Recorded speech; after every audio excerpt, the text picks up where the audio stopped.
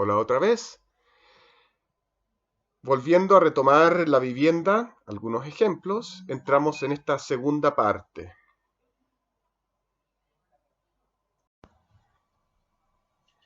Entonces, a continuación veremos varios momentos en donde se han ideado y se han planteado formas de resolver el gran asunto que significa la vivienda.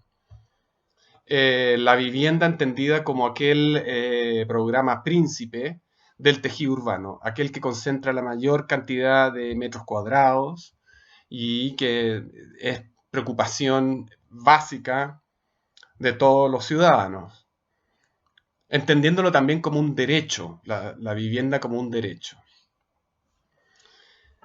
Es importante aclarar que la vivienda, si bien siempre se ha resuelto para la clase dominante, para los patricios de la época romana hasta la burguesía del siglo XIX y siglo XX, de manera más bien autónoma, siempre ha existido la preocupación de cómo lograr establecer algunos programas o algunas improntas que permitan sistematizar la aproximación al acceso de la vivienda. En el caso de Santiago, este tiene raíces afines del siglo XIX, pero principalmente en el primer cuarto del siglo XX. Es allí donde la explosión del crecimiento urbano, de la migración campo-ciudad, marcada por la voluntad y búsqueda de una mejora, de mejores posibilidades de trabajo, hace necesario entonces entender qué es lo que significa la vivienda, cómo se puede dar solución de una u otra manera a esta nueva clase trabajadora emergente, urbana. De ahí podemos identificar quizás el primer caso que dice relación con el CITE. Entonces, de un caso internacional que influenció a varios autores, también podemos irnos al caso nuestro, Santiago, y cómo entonces desde nuestra realidad nacional, de nuestra ambición política de buscar formas de instalar una sociedad de bienestar donde la vivienda atenta al menos a ser un derecho, surgen entonces versiones de estos grandes conjuntos habitacionales. Los grandes conjuntos habitacionales que le darán solución de manera digna a la clase trabajadora y a la clase media para mejorar los estándares de la vivienda. Habrá que pensar, imagínense ustedes que no es tanto tiempo atrás, sobre todo para uno, que es senior, ustedes son jóvenes, yo lo entiendo, pero no es tanto tiempo atrás. A mediados del siglo XX, muchas viviendas no tenían baño. El baño estaba al final. Era un retrete. No estaban bien ventiladas, no estaban bien adecuadas funcionalmente. Entonces, los grandes conjuntos habitacionales también hacen una puesta en valor, no solo de dignificar la vivienda de la clase trabajadora, la clase media, sino que también de mejorar el estándar de vida y confort moderno de aquel tiempo, que no se estaba implementando en todas las viviendas y que no existía en todas las viviendas. Esta es la imagen entonces de la unidad vecinal Portales más famosa o más difundida, porque muestra entonces esta gran barra que se comporta como una superestructura que resuelve varias cosas en sí misma. Una calle elevada, en la bajada hacia los jardines colectivos, hacia el parque colectivo, es decir, esa idea que hablábamos anteriormente de Le Corbusier, ¿no? En la primera presentación, en la primera parte, de cómo yo jibarizo la ciudad en elementos que son autoportantes de una cierta parte de la vida, para liberar el suelo, para que así sucedan otras partes, otros aspectos de la vida cotidiana. una imagen del conjunto, donde aparecen las distintas tipologías y las agrupaciones que pueden hacer entre ellas. No solamente están los grandes blocks, los superblocks, sino que hay bloques de vivienda intermedia, de menor altura y menor longitud, pero también hay casas de un piso y de dos pisos, o más bien dicho de dos pisos, que son de mayor confort para poder atender entonces distintos bolsillos con distintas tipologías. Hay que entender aquí que la densidad máxima que se lleva a cabo por este planteamiento es en base al dúplex de los bloques. Y luego están las viviendas de dos pisos, que están organizadas en torno a un jardín colectivo menor a las zonas que ya tienen tamaño de parque. Como se ve al medio del conjunto hay como una especie de cruz, de un vacío, donde están los parques más grandes del conjunto. Entonces, de nuevo, esta idea de vivir en el parque, la ciudad como parque, implica densificación, liberación del suelo y cómo pensar las viviendas para que unas a otras vayan tejiendo una cierta densidad confortable y funcional. Lamentablemente aquí me equivoqué, este es un plano actual porque el original preveía una segunda fase en donde al corazón, al centro, exactamente al centro, estaba pensado un centro cívico y un centro económico, o más bien dicho, de intercambio comercial o de abastecimiento comercial, donde estaría entonces los almacenes, las tiendas, los supermercados, la cultura, el colegio, la parroquia, etc. Ese equipamiento no se llevó a cabo porque la segunda fase no se llevó a cabo, nunca se construyó. Aquí se ven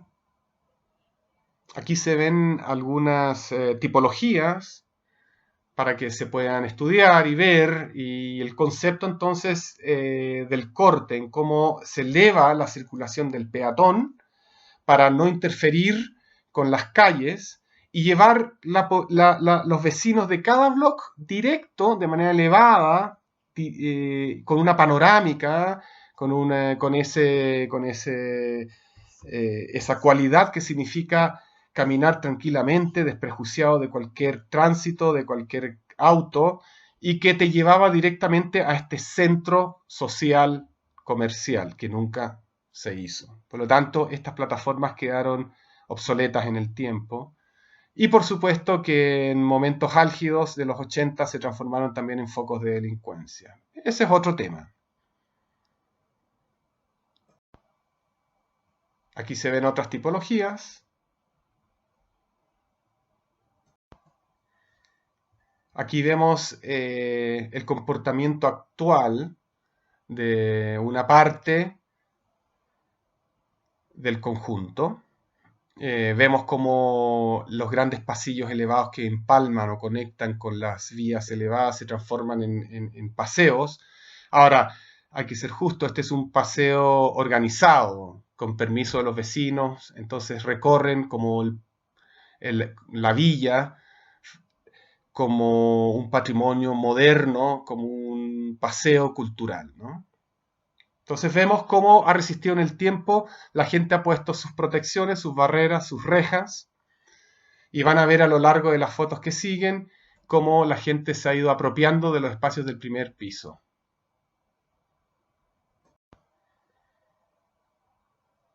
Aquí vemos entonces cómo ese programa complementario que nunca se llevó a cabo en la segunda fase se fue instalando en el tiempo. Centro social, algunos jardines infantiles, almacenes, botillerías, fruterías, canchas de fútbol o de básquet en este caso.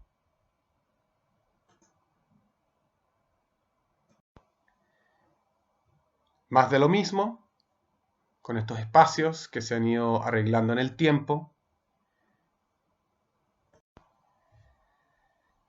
A continuación veremos algunos casos de vivienda social. No son canónicos, pero están elegidos porque presentan plantas interesantes e inteligentes que pueden ayudar a entender cómo resolver las exigencias de una vivienda, que es el tema que en gran parte nos convoca para este taller.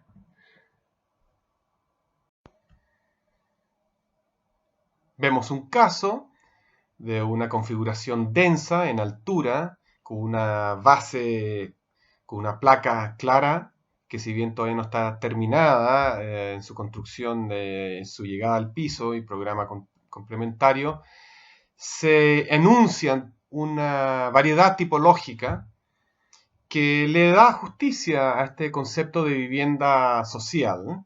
El caso de 132 Social Housing Block de Madrid es un buen caso por la inteligencia de las plantas que presentan sus tipologías, con una buena impronta de interior.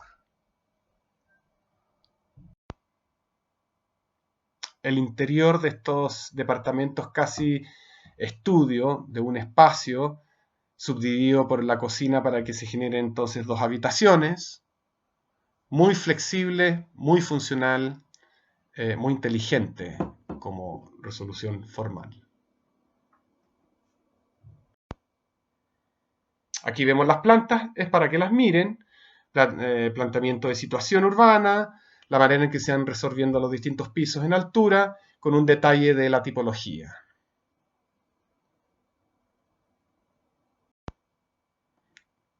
Otro caso de interés lo podemos ver en Buenos Aires. Sí, es difícil el título, el nombre de la oficina, MCGSSS, y el edificio se llama Procrear. Juego de palabras de estas actuales. Sin embargo, es interesante nuevamente esa puesta en valor de cómo la unidad habitacional se reconoce como una célula, como un elemento dentro de la totalidad, que me permite entonces, a través de la manipulación de la célula, configurar una totalidad arquitectónica atractiva, interesante, porosa, con ciertas cualidades que se notan que también permean al interior de la vivienda. De nuevo aquí una planta para mostrar esta organización en cruz, inteligente, donde se aprovecha cada centímetro, que es un poco lo que nosotros debemos lograr, es el desafío que nos toca, ¿no? Cómo aprovechar bien el espacio y generar lugares gratos.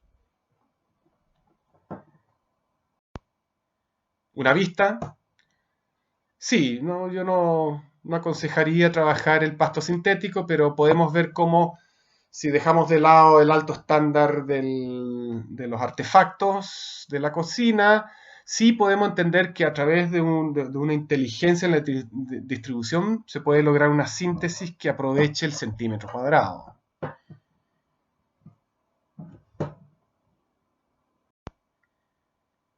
La planta, para que la puedan estudiar. Las vistas y la impronta urbana del emplazamiento de este conjunto. Y aquí podemos ver otro ejemplo, distinto quizás, Johannesburgo en Sudáfrica, que es interesante porque es una ciudad grande. El problema de la vivienda, como toda ciudad grande, es constante. Y aquí surge una solución bastante innovadora en cómo reciclar el container desde el acero, desde el material de descarte y cómo usarlo como un ready-made, pero no un ready-made solamente. Cómo entendiendo su modulación, sus tamaños, ¿cierto?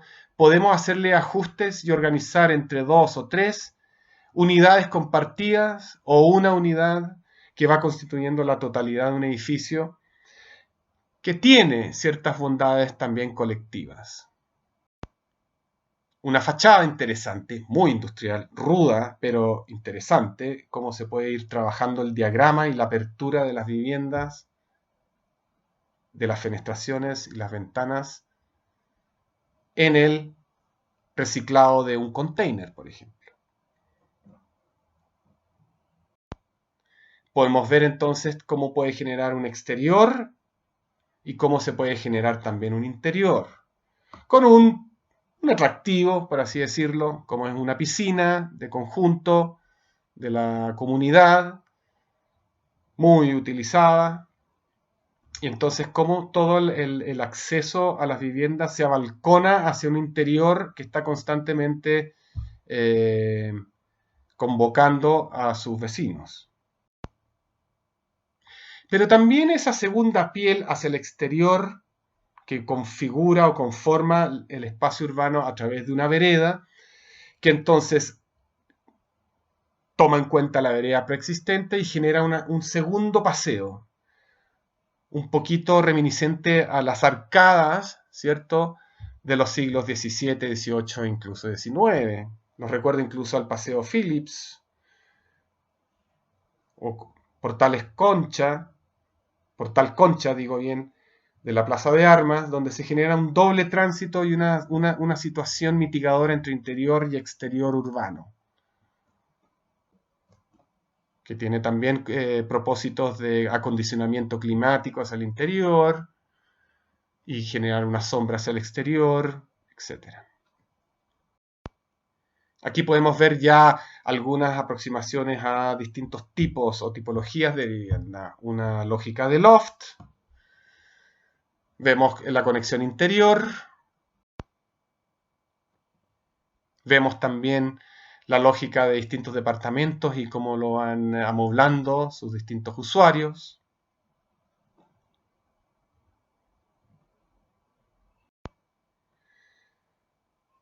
También podemos hablar de lo que es en esta misma categoría, ¿cierto?, de vivienda social, que en un principio, en el caso anterior, vemos el reciclaje y el estudio de la dimensión de lo que se está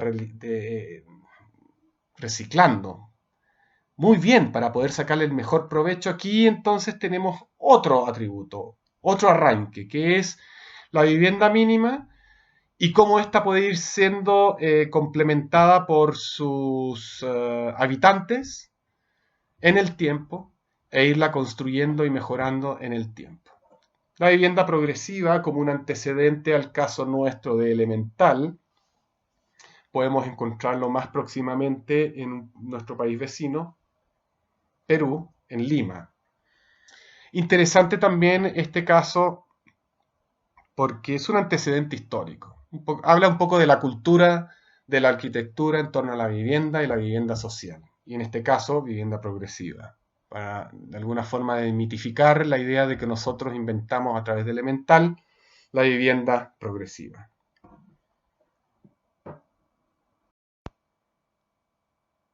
Otras imágenes que podemos ver cómo fueron en el principio y luego cómo la gente fue construyendo en el tiempo.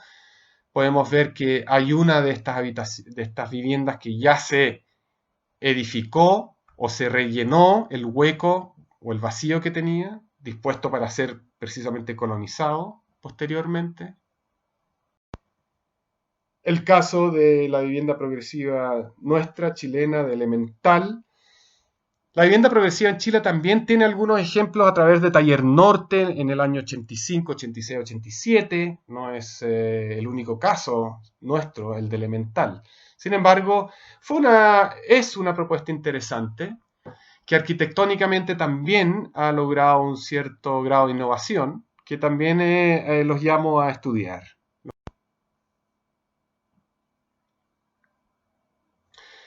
Dije, los invito a estudiar. Otra impronta, otra configuración del trabajo elemental en la vivienda progresiva, donde hay un lado edificado y un lado vacío donde se dejan pasadas todas las vigas o la estructura principal para irlo rellenando a conveniencia y según los intereses de cada habitante, usuario de la vivienda. Otros casos de elemental, aquí vemos ya una complejidad mayor donde existe una primera vivienda en un solo plano, en un solo nivel, que tiene un lado para rellenar, y luego una vivienda en altura con dos pisos. Es decir, de un piso, de un nivel que toma una mitad, Entonces hay una segunda vivienda arriba que toma 2/3 de esa mitad, pero en 2 pisos, y así entonces se va extrapolando como un puzzle, ¿no? Como un yin-yang, y se va repitiendo la fórmula.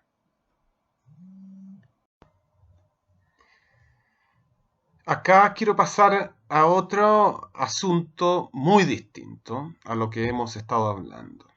Esto tiene que ver más con entender cómo se ve el acero y la vivienda en algunas escuelas de elite y que no necesariamente son lo mejor para estudiar, etcétera, etcétera. Eso ya es una opinión personal, que no viene al caso seguir ahondando.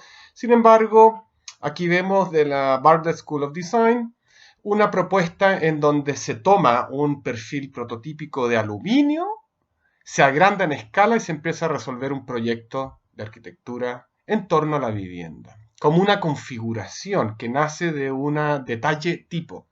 Es un ejercicio eh, que quizás puede ser tomado a la liviana por no pensar en una realidad financiera que se pudiese llevar a cabo con ello, pero sin embargo es interesante cómo a través de un elemento tan banal como un perfil de aluminio, se puede entonces ir conjeturando y ir tramando una escala particular, una ambientación particular, un espacio particular, ¿cierto? Como una metáfora de cómo puede ser entonces un trabajo de investigación en base al diseño del proyecto de arquitectura.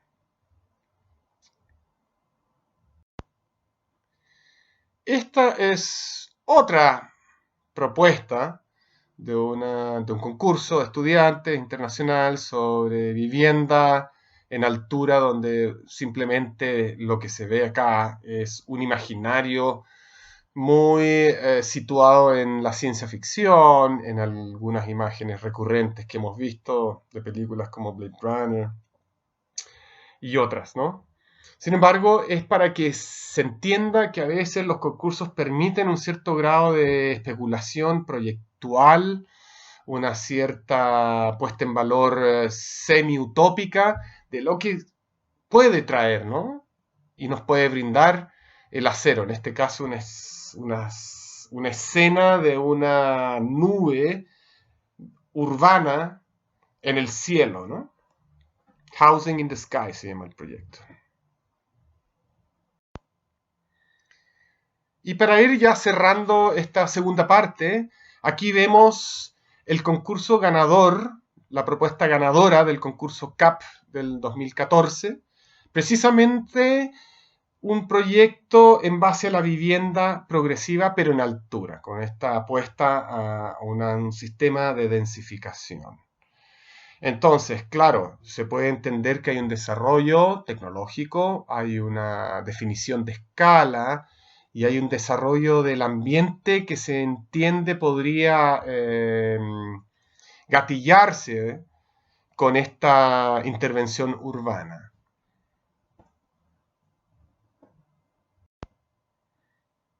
Algunos cortes y fachadas de la parte anterior, donde podemos ver un sistema de andamiaje que queda desnuda y que se va entonces completando tal cual una estructura de una cajonera y se van poniendo los cajones y se va entonces habitando a piacere o según las necesidades del usuario. Y también se va agrandando la vivienda en ese sentido. Aparece un gran detalle en el desarrollo de plantas, elevaciones, es importante tratar de llegar a aquello, que llegar a este nivel de definición de proyecto, de producción en la representación de un proyecto. Pero sin embargo, el llamado es a buscar una forma quizás aún más innovadora y quizás un poquito más imaginativa, ¿no? De lo que puede ser una operación urbana a través de la vivienda accesible en acero. Por supuesto que aquí tenemos claros que estamos haciendo un guiño a una situación previa a la del coronavirus. Una situación actual que pone en duda la posibilidad de entender la proximidad entre los ciudadanos y por lo tanto pone en jaque una propuesta o cualquier propuesta de densificación urbana. Pero eso es algo que nosotros vamos a tener que tomar en cuenta, quizás como un insumo, en cómo definir un nuevo tipo de vivienda que no hemos visto en ninguno de estos referentes y que hace alusión a una manera de entender el aprovechamiento del espacio urbano, entendiendo la densificación en su significado, pero a su vez extrapolando posibilidades de experimentación de cómo la gente llega de manera distanciada físicamente unos de otros a su vivienda, a su habitáculo, cómo evitar o cómo introducir situaciones de descompresión para que no se dé la congestión, el atochamiento entre las personas, pero sin embargo se pueda entender una verticalidad o algún tipo de densificación, porque tampoco se trata de hacer la anticiudad por una situación que todavía no sabemos si es permanente, como la realidad que está impuesta momentáneamente por el coronavirus. Entonces hay que pensar cómo hacer ciudad y al mismo tiempo dialogar o quizás conciliar algunos requerimientos actuales que podrían perpetuarse en el mediano y largo plazo. Eso sería para finalizar esta segunda parte de la presentación inaugural del taller de concurso CAP de la UTEM 2020.